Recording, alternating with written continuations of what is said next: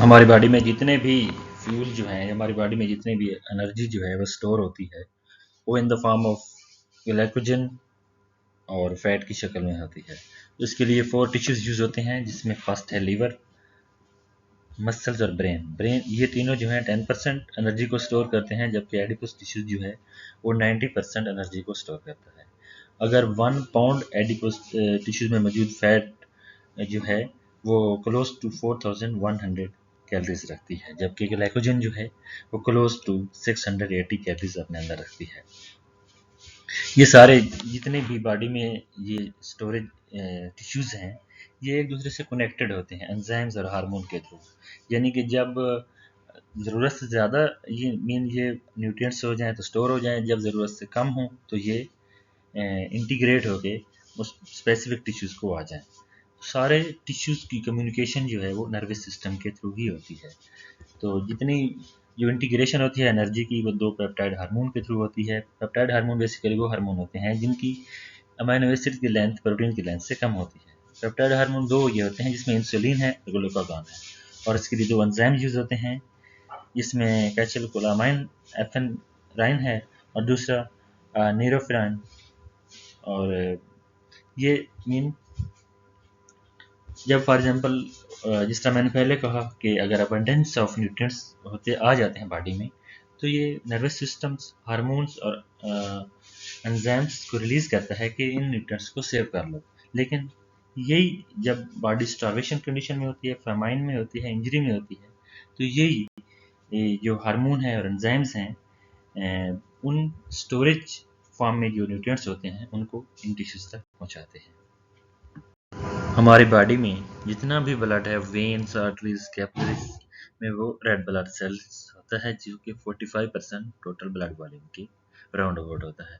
जबकि इसमें 1% white blood cells और लेस देन 1% प्लेटलेट्स हैं, जबकि रिमेनिंग जो अमाउंट है वो 55% प्लाज्मा है।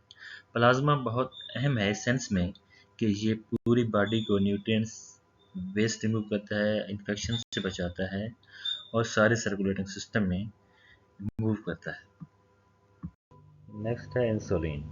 इंसुलिन एक पेप्टाइड हार्मोन है जो कि पेंक्रियास यानी कि लबलबा में से जनरेट होता है। लबलबा जो है एक एंडोक्राइन पोर्शन है, यानी उसकी सरफेस होती है। सरफेस पे उसकी सरफेस 5 किस्मों के सेलों से मिलकर बनती है, जिसे अल्फा, बीटा, डेल्टा, एपिल्सन और पिल्सन कहते हैं। और ये 5 जो सेल हैं, ये 5 किस्म के हार्मोन जनरेट करते हैं, जिसमें अल्फा जो है ग्लूकागॉन को सिक्रेट करता है, जबकि बीटा जो है वो इंसुलिन को सिक्रेट करता है।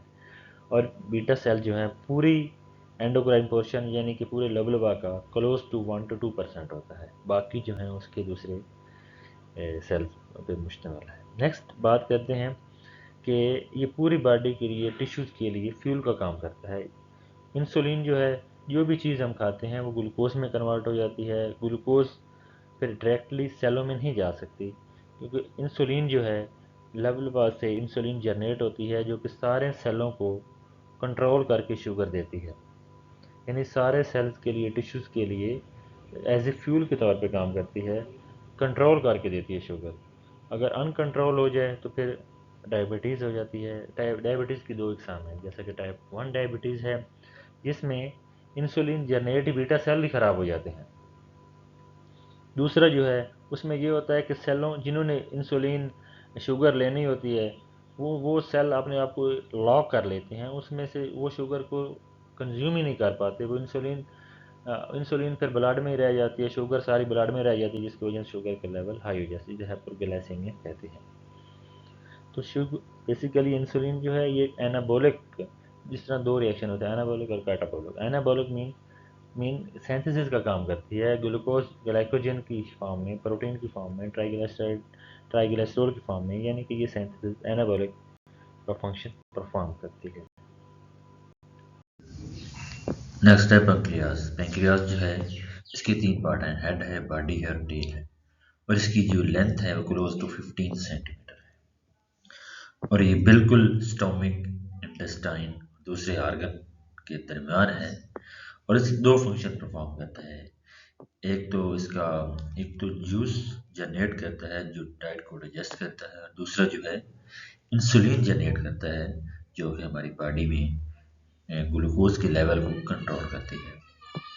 यानी कि जिस पार्ट से ये जूस जनरेट करता है उसे हम कहते हैं एंडो एक्सोक्राइन पार्ट, और जिस पार्ट से ये इंसुलिन जनरेट करता है उसे हम कहते हैं एंडोक्राइन पार्ट। अब एक तो बाइल से ऊपर से आ रहा होता है जूस, और दूसरा इस पेंक्रियाज से आ रहा होता है जूस। ये दोनों जूस यहाँ पे मिलते हैं, उसे हम कहते हैं एपल ऑफ वाटर। यानी कि दोनों मिलके फिर ये स्मॉल इंटेस्टाइन में दोनों जूस आ रहे होते हैं जो आपकी डाइट को डाइजेस्ट कर रहे होते हैं। नेक्स्ट है इंसुलिन का स्ट्रक्चर। इंसुलिन जो है वो एक प्रोटीन है जो 51 अमीनो एसिड से मिलकर बनती है। फर्स्ट चेन में 21 अमीनो एसिड्स हैं, जबकि दूसरी चेन में 30 अमीनो एसिड्स हैं, और दोनों जो हैं वो डाइसल्फाइड बॉन्डिंग के थ्रू कनेक्ट हैं। टू डाइसल्फाइड बॉन्ड दोनों अमीनो एसिड की चेन्स के दरमियान है। जो फर्स्ट अमीनो एसिड है उसके 8 से 10 अमीनो एसिड में इंट्रा मॉलिक्यूलर बॉन्डिंग भी मौजूद है, सल्फर बॉन्डिंग। तो इंसुलिन का फर्स्ट ऐसा मॉलिक्यूल है जिसको थेराप्यूटिक मॉलिक्यूल है, जिसको रिकॉम्बिनेंट डीएनए टेक्नोलॉजी के थ्रू इन्वेंट किया गया था। इसको 1921 में सबसे पहले, क्योंकि ज़्यादा जो इंसुलिन उन दिनों थी वो पॉर्न और बोवाइन मिल्क से एक्सट्रैक्ट की जाती थी, लेकिन उनका जो स्ट्रक्चर था वो टोटली डिफरेंट था। जब ह्यूमन बॉडी में उसको इंसर्ट किया जाता था तो वो एलर्जी काज करता था। इसीलिए ज़रूरत पेश आई कि इसको वैसे बनाया जाए रिकॉम्बिनेंट डीएनए टेक्नोलॉजी के थ्रू।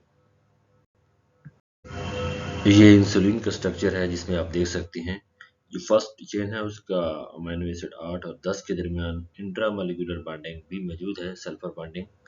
जबकि उसके ये दूसरी जो बॉन्डिंग है वो मॉलिक्यूल्स टू मॉलिक्यूल है, जिसे डाइसल्फाइड बॉन्डिंग कहते हैं। और इसमें मेन इशू ये था कि ये पॉर्क की जो इंसुलिन है उसमें 30 अमीनो एसिड नहीं होता, जबकि इन ह्यूमन बॉडी में होता है, जिसकी वजह से वो एलर्जी काज करता था।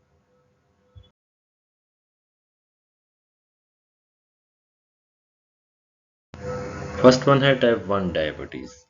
इसमें ये होता है कि ह्यूमन बॉडी में एक खुद से डिफेंस सिस्टम होता है जिसे हम इम्यून सिस्टम कहते हैं। ये ह्यूमन बॉडी में जब कोई वायरस और बैक्टीरिया अटैक करता है तो उसको रिस्पॉन्ड करते हैं। तो इस सिलसिले में टाइप 1 डायबिटीज़ में ह्यूमन बॉडी में पेंक्रियाज में मौजूद बीटा सेल्स जो कि इंसुलिन को जनरेट करते हैं, हमारा इम्यून सिस्टम ही उसको डैमेज कर देता है। किस वजह से? केस में तो एक इन्वायरमेंट फैक्टर हो सकते हैं, वायरस और बैक्टीरिया की ज्यादती भी हो सकती है, और इसके अलावा ज़्यादातर जेनेटिक होता है। इनका जो वैध हल है वो इंसुलिन का इंजेक्शन है। नेक्स्ट है टाइप 2 डायबिटीज़। इसमें ये होता है कि हमारी बॉडी में मौजूद सेल जिन्होंने इंसुलिन को रिसेप्टर करना होता है, तो ये शुगर को वो अपने आप को लॉक कर लेते हैं।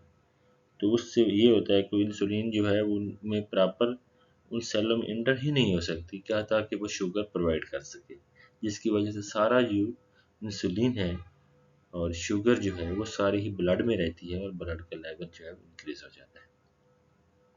नेक्स्ट है गेस्टेशनल डायबिटीज़।